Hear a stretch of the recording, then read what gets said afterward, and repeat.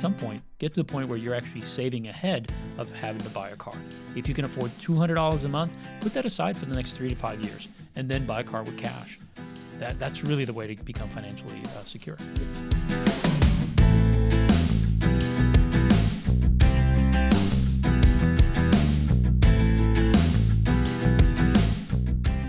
Hey everybody, it's David and Leo, and in this session of Getting Money Right, we're going to be talking about some common money questions. And this is a continuance of some of the things that we've been doing, just answering those basic questions that you and I get all the time, Leo. Yeah.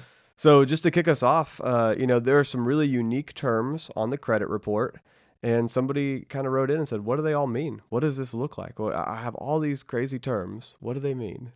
Yeah, there are a lot of terms connected to our credit report, and sometimes when we read them, it's like, I'm not sure who put those things together, but it wasn't a person that really wanted us to know what's on there. So hopefully we can go into some of these terms and give you some understanding of what they are. I do want to say that most of these credit bureaus will have some kind of a glossary of terms where you can go and read about how to do that. It will take a little bit of time. So yes, you're going to have to put some work into it, but ultimately that information should be provided by the bureau. But we're going to go over some of the basic ones and help you to understand them.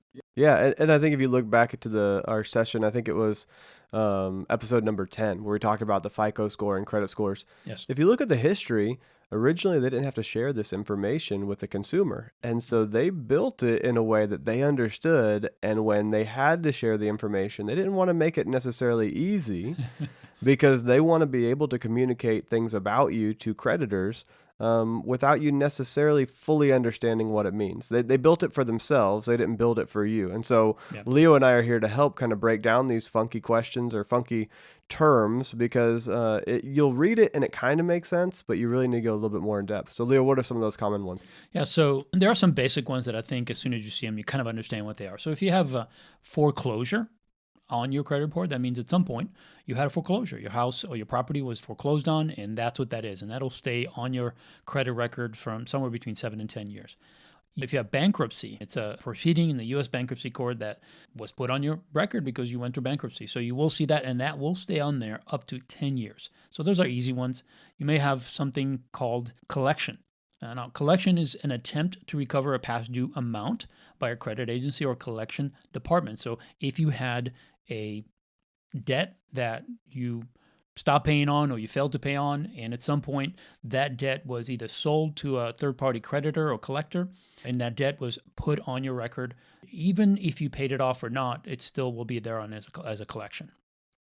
Yeah, that's good. And a lot of times you'll hear or just see right on there, just one word, default. And the default just stands for any time that there's a failure to make a payment on a loan or a debt when it was due. So you defaulted on it. Usually that happens when an account goes into delinquency for at least 30 consecutive days. Sometimes it's 60 or 90, but that default usually pops up really quick after 30 days. And it just means that you missed a payment. And so you're like, oh, I defaulted on this loan. Well, you missed a payment. Let's pick that up. Let's make that payment, get rid of that debt, and never have to deal with it again. Yeah, it's not the end of the world, but you should know what it means. There's another one that's called charge off. The balance on a credit obligation that a lender no longer expects to be repaid. That's what that means, is that at some point, the creditor just agreed, okay, I'm not going to get paid, I'm going to charge it off. So it'll show up as a charge off, meaning it's a bad debt that was written off. Yeah, and then there's a delinquency, and that's when you fail to even pay the minimum payment on any loan or debt when it's agreed, very similar to a default, but this happens when it's 30, 60, 90, or 120 days. You are now in a state of delinquency because you have not paid. And most lenders have a monthly cycle, and so they are looking at it every month and saying 30, 60, 90, you are delinquent, default, delinquent. Sometimes they go hand in hand. You might see one versus the other, but they're pretty similar. Yeah. Another one is settled in full versus paid in full. Paid in full means you pay the entire loan amount in full, while settled in full means you negotiated the amount and paid a portion of the loan. So that's the difference between those two. There are some good things that you'll read on your report. One of them is installment debt. That's not a bad term. It just means that the debt to be paid is to be done at regular intervals, and it's a specific period of time. And examples of this may be a mortgage or auto loans. So these are just installment debts that you've taken on, and they're not a bad thing. They just identify what that debt is. Yeah, sometimes when you go through a bankruptcy or some other different legal proceedings, you may have things discharged. And so you'll just see one word, discharge, on your credit report. And that means basically that you are granted by the court to be released from some debt. Maybe that is a bunch of different debts. Maybe it was just one or two debts. And that's something where you're going through a bankruptcy and they say, look, we know you're not going to pay this and we're just going to discharge that. Any debts that are not included in bankruptcy, like alimony, child support, any liabilities for something that you did maliciously, and student loans. Some things can't be discharged at all, but some things like a credit card debt that you don't have any money to pay. I was working with somebody who was on Social Security. They had no other income besides Social Security. They were essentially judgment proof. The judge, if this person had to go into bankruptcy or had to go to court, and there's no way the credit card companies could force them to pay their credit cards, and they would have just been discharged, just removed right off of the credit report. Now, if you have a discharge on your report, it's not quite as bad as bankruptcy. It's not quite as bad as foreclosure, but it's really high up there because it means you were unable to pay to the point where a creditor just basically stopped pursuing you for the money. And that's kind of a big deal. So a discharge might seem like, yay, I got something removed from my credit report. It's not necessarily removed. It's just been discharged. In other words, you're not going to have to pay it, but it's going to be a big black mark on the credit report for a year, 2 years, 3 years. And the longer it's on there, then the less weight it has. So the further away it gets, the less it impacts your score, and the more likely somebody is to lend to you again. Well, that's just a few of the terms that are on your credit report. And if you haven't pulled your credit report in a while, our recommendation is to do that. You have the ability to pull your credit report to get a copy of each of your credit reports from each credit bureau once a year. So every 12 months, you can get a report from Equifax, Experian, and TransUnion. And we encourage you to do that and then look over them. And if you don't understand what's on there, if you don't understand some of the terminology, get on their website, read their glossary of terms, and understand what some of these terms are. Because if you do have something on there that's wrong or it's incorrect, you have the ability to fix it. So become informed. Yeah, annualcreditreport.com. Annualcreditreport.com. And then the other thing that we like to look at is creditkarma.com, just so you can get your free credit score. A lot of credit companies now will offer you your credit score. So if you have a lender that you owe money to, maybe like a credit card, they may give you your credit score for free. But go to Credit Karma and get your score, and then go to annualcreditreport.com and get at least one of your 3 reports and check it throughout the year.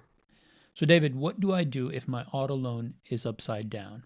That's our next question. Wow. So that's a big question, and that's a tough one. This is one that is not comfortable. This is one of those things where you probably don't even realize it unless things have gotten really tight in other areas of your life. That's true. What typically happens here is people don't even realize they're upside down, don't realize they made a poor vehicle purchase until that thing compounds with another bad thing, compounds with another bad thing. And now multiple difficult financial situations have got this person scared enough that they realize, I need to do something about my vehicle, which I can barely make payments on, but I can't even sell it for what it's worth. So when we say a vehicle is upside down, it means that the value of the vehicle is not high enough to pay off the debt that is owed on the vehicle. And this happens all the time because vehicles depreciate extremely fast in the first year.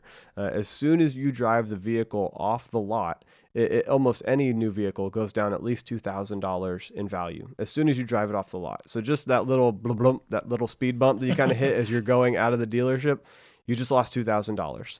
Now you get to inhale and you get to breathe in that beautiful new car smell. So maybe it's worth $2,000. I'm not here to judge, but I need you to know that you drive off the lot. I've been there, so I can't judge. Right? No, and there is no judgment, of course. But that's how this happens. So $2,000 off the bat.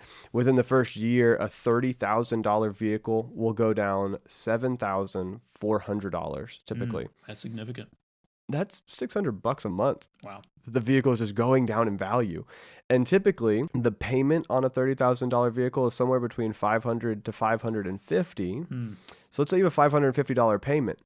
Well, it's going down $600 in value while you're paying $550, and let's say you've got a 5% interest rate, which is a pretty decent interest rate for a car, Hmm. 5%, that would mean that $100 of your payment is going to interest.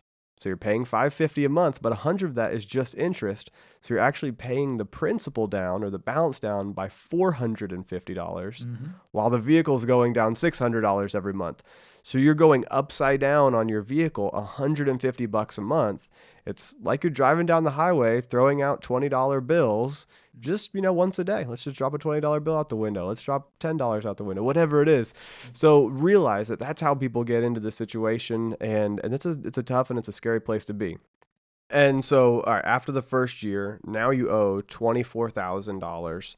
After you've been paying this $550 a month, you owe 24, but the vehicle is only worth 22,000. So now you're upside down by $2,000, and you begin to realize, I can't make this $500 a month payment. This is killing me.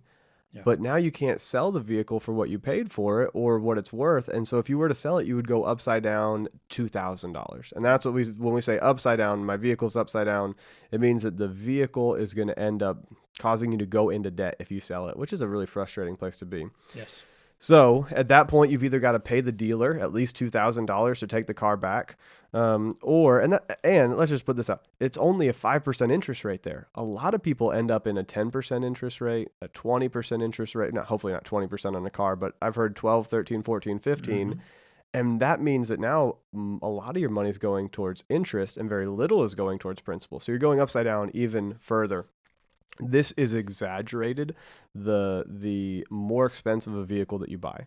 So if you buy a $45,000 truck, it could easily depreciate at least $10,000 in the first year. And I have seen this over and over again, and it kills me because I've seen people with a brand new truck, but they can't make the payments. They got excited about it. They bought this huge truck. They can't make the payments, and they're 10,000 upside down on it Mm. within the first year, and now they can't afford to get out from under it. So what do? Well, there's no easy way to deal with this. No. I mean, just period, end of story. This is not an easy thing to handle. You're going to have to look for the most aggressive way to sell the vehicle. You're going to have to potentially pick up extra jobs to make the payments until you get back right side up.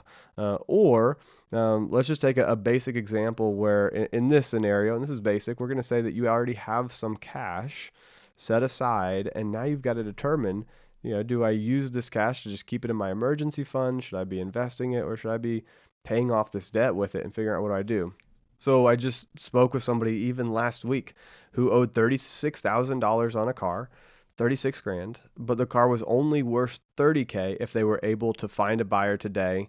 And the cool thing was, in this situation, they had $30,000 in their emergency fund, but they wanted to know what to do. And when I looked at it, there's two basic options. A $36,000 loan, well, they could sell the car for $30,000, and that would mean they still owed $6,000 on the vehicle. But they take that $6,000 loan, maybe they dramatically drop the type of vehicle they drive, and they go down to a $10,000 vehicle paid in cash. So $10,000 for the cash vehicle, $6,000 for what was left on the loan.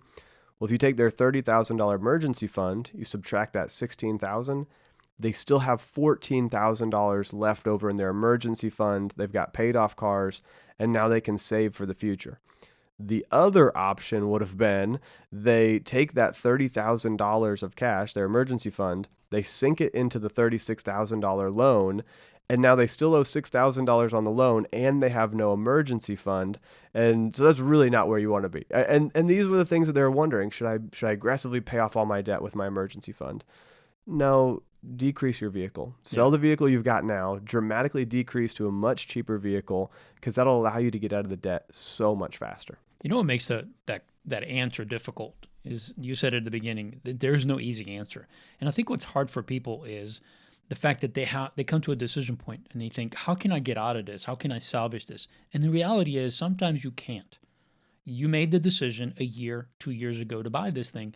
That was the mistake. You bought too much car. You didn't put enough money down. So rather than trying to salvage something or fix a situation, you can't, because you can't go back in the past and make the decision. You just have to say, how can I minimize the damage to where I'm at right now? And I think the situation you posted to this couple is the best option for them. And the better option is not to hang on to the truck, not to empty out their emergency fund and literally empty out $30,000 that could potentially save them from getting into further debt in the future. So it is a difficult answer, but it's because the mistake was made in the past. And you just have to salvage as best you can. Yeah, that's a really good point. So, if we're trying to not run into these situations in the future, what are the things we need to do today? Well, here's a great general rule of thumb when you're buying vehicles and really how much vehicle you should own based on your income and for the whole household. So, the rule of thumb that I like to have is that you should not have more than 35 to 45% of your household income wrapped up in vehicles, and that's depreciating assets. Now, let me explain that out for a minute. Let's say that you have a household income of $40,000. Well, 35% of your household income, 40,000, is $14,000. That means that if you earn 40,000, your vehicle should never be worth more than 14,000. Now let's say you have a single income home, but two people need to drive cars. Well, those two cars should not add up to more than $14,000. So if you're earning $40,000, then you should have two cars that are in the $7,000 range. Maybe one's 6 and one is 8. Maybe one's 10 and one's 4. Mm-hmm. But you should not go over that. That is when you get into the danger zone. Let's keep that going. $50,000 a year. At 35%, that would be $17,500 worth of vehicles. $80,000 a year. That's a really nice income. Mm-hmm. $80,000 a year at 35%. Your vehicle total that you have in vehicles, and this goes beyond just cars, or really anything that's depreciating in value that has a motor in it, boats, four-wheelers, anything that's it's almost like a toy, really. Mm-hmm. It should not, altogether, it shouldn't combine to be more than $28,000 in value. And so if you have an 80K plus income, then maybe two $14,000 vehicles is appropriate, or one $28,000 vehicle is appropriate. Mm-hmm. But when you're making 40 grand a year and you go out and you buy a $40,000 truck, or a car or anything, you've just made a choice right then and there that's going to impact you extremely detrimentally for the next 4 to 5 years. And that's tough. And it's a tough situation when people bring it to us. And that's why we say, be wise now. Know what you can afford before you even go in. And if you want to break it down, that's based on your overall income and a percentage. If you want to break it down to your monthly amount that you can afford on vehicles, go to leosabo.com and download the budgeting, the creating a budget tool, because it has guidelines in there that says, oh, you shouldn't spend more than 15% a month on your vehicles based on your monthly take-home pay. So there's a few different ways to look at it. Yeah, that's definitely the better way to go. Percentages are great, but when you're actually making financial decisions, it should be based on dollars and cents. So find out, what is 15% of my income, my net income, my take-home pay. And once you know what that is, if it's $700, $800, realize that you can't have two cars with $400 payments because you still have gas and insurance and tags and repairs and all those things that come with it. So do the math, figure out what you can afford before you even walk out the door to try to buy a vehicle. But again, we also recommend that at some point, get to the point where you're actually saving ahead of having to buy a car. If you can afford $200 a month, put that aside for the next 3 to 5 years and then buy a car with cash.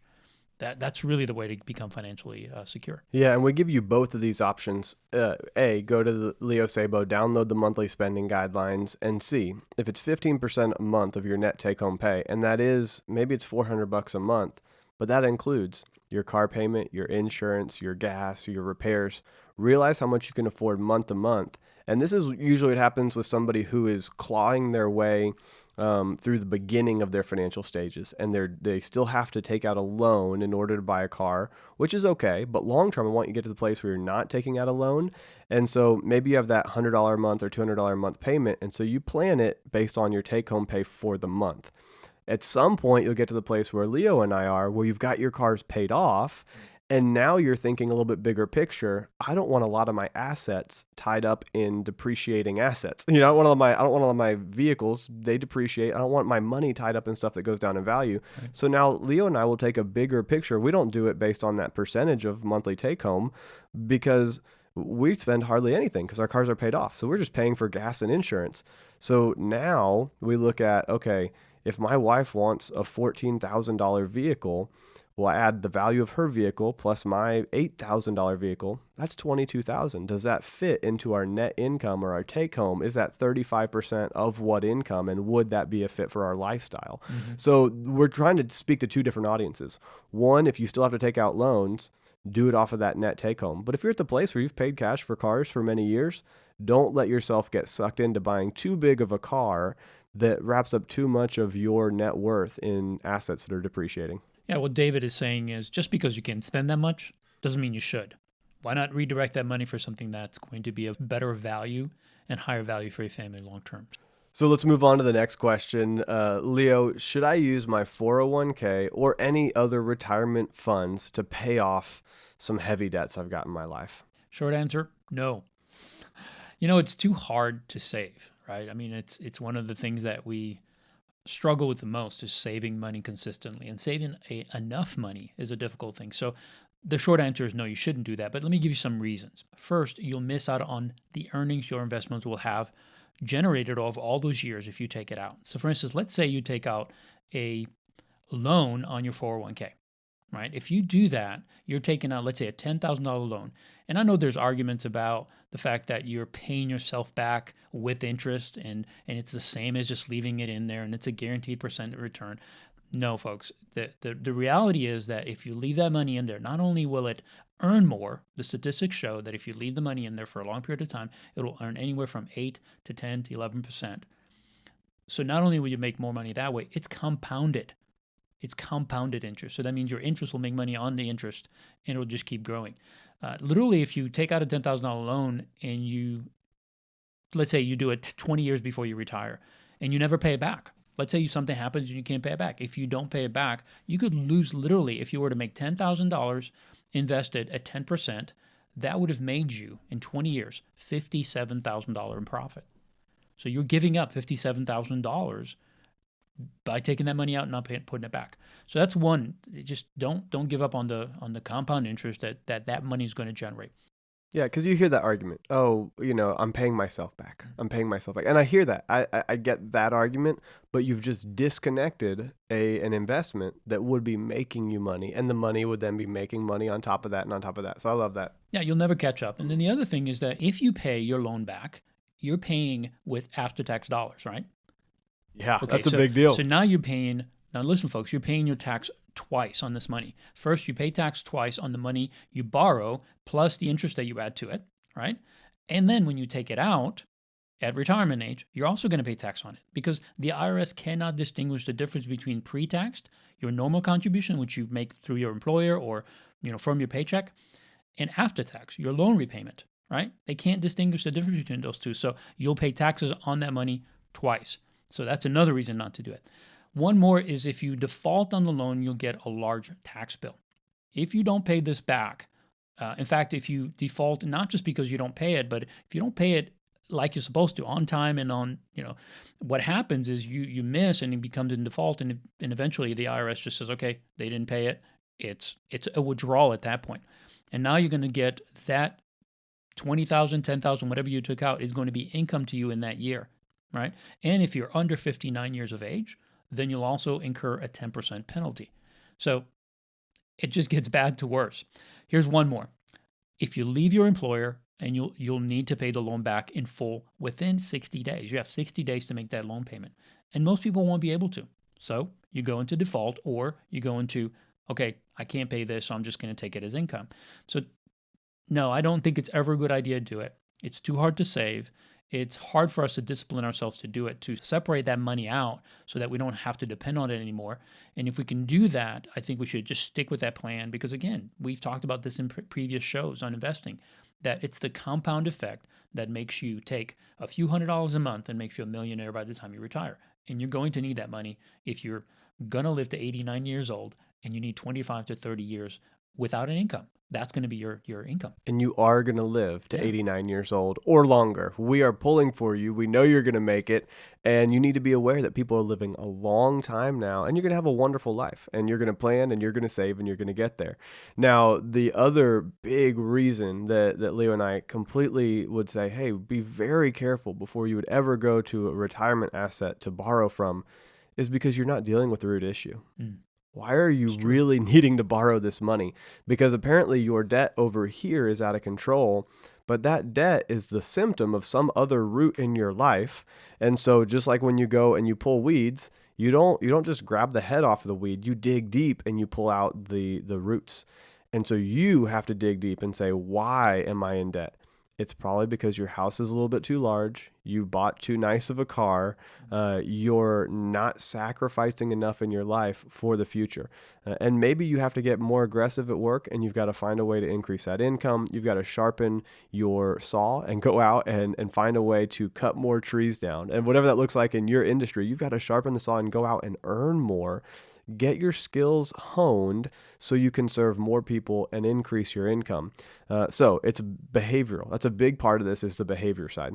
I do want to add one more thing. There is an exception to borrowing or taking money from an investment account, and I think it's minor, but it's something that I think we need to touch on, which is if you can't pay your bills and have to file bankruptcy. So if you have a loan or something you have to default on, I think in this situation, in my opinion, it's better to not cheat someone and take money that you have, even if it is locked up in a retirement account. You're going to incur a big loss, but the mistake you made is in taking on the loan or being in that situation. So not being too hard on you, just to say it's better not to cheat someone and pay your own debt. And I think in that case, you need to do it. However, let me say this. You should do whatever you can. Get a second job, sell some stuff, spend less for a while before you cash out your retirement. So if there's another way to do it, then do that, even if it means begging your creditors to give you some more time to pay it back. As much as you can, save that retirement account. Yeah, when you sign your name to a debt, and that includes swiping a credit card because you signed your name to take out that credit card. If you swipe the card, if you buy a car, if you take out debt, that's your name. And there is a level of integrity that Leo and I want you to keep when you say you're gonna repay someone, that you repay them. And even if it costs you a little extra, even if it hurts a little bit financially, if you don't pay them, you're hurting them financially. Mm-hmm. You've now assaulted them financially, and we want your character to be clean. We want your integrity to be whole. We want you to be the kind of person who's walking out a life that says it's okay if I take a few hits to my finances to make whole somebody that I took money from. And even if it's a bank, even if it's a credit card, this is still somebody who extended you credit based on your name. And if you don't pay it back, you're saying, hey, my name wasn't good enough in the first place for you to lend to me. And so there are situations where that happens. There are situations where things are out of control, and we do not want to, we don't want you to feel like you're a bad person. But anytime that you have the means to pay back, we would encourage you to go ahead and pay back. Then realize that the bankruptcy laws in America were built to protect people Right. that have had circumstances and situations that happen to them unexpectedly, or even maybe it could have been anticipated, but you didn't have the awareness of the risk. And that's why the bankruptcy laws are there, so that you don't end up in debtor's prison, right? So that you don't end up completely destitute for the rest of your life. It's just a hard hit for the next 5 to 7 years. So integrity, while grace. Integrity while grace. There is grace for no matter where you're at. We're not mad at you. We love you. But there is a level of integrity that we would rather you take a little bit of a shave on your finances to go ahead and make somebody else whole.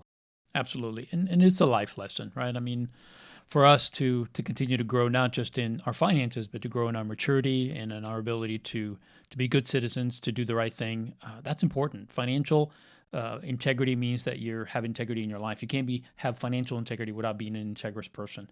So we just encourage you to make the right decisions. And again, nobody is faulting you. Sometimes these situations happen without our knowledge or without our full understanding of what we're doing.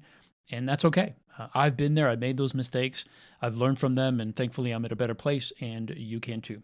So, regardless for where you are, just take the advice we've given you and do your best to move forward. That's really what we're asking you to do. All right, Leah, let's lighten it up a little bit. I've got a question for you. Comes right out of the books here. Why do banks have so many branches? Hmm. Probably because they believe money grows on trees, David.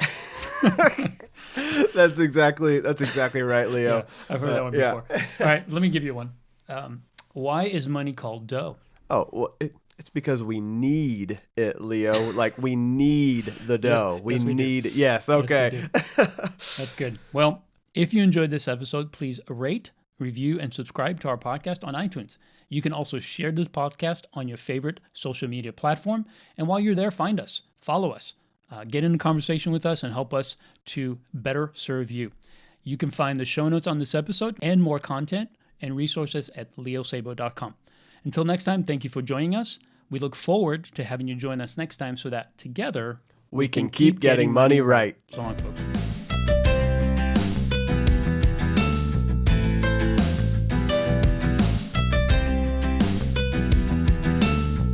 Yeah, because you hear that argument. Oh, I'm paying myself back. And I hear that. I get that argument, but you've just disconnected an investment that would be making you money, and the money would then be making money on top of that and on top of that.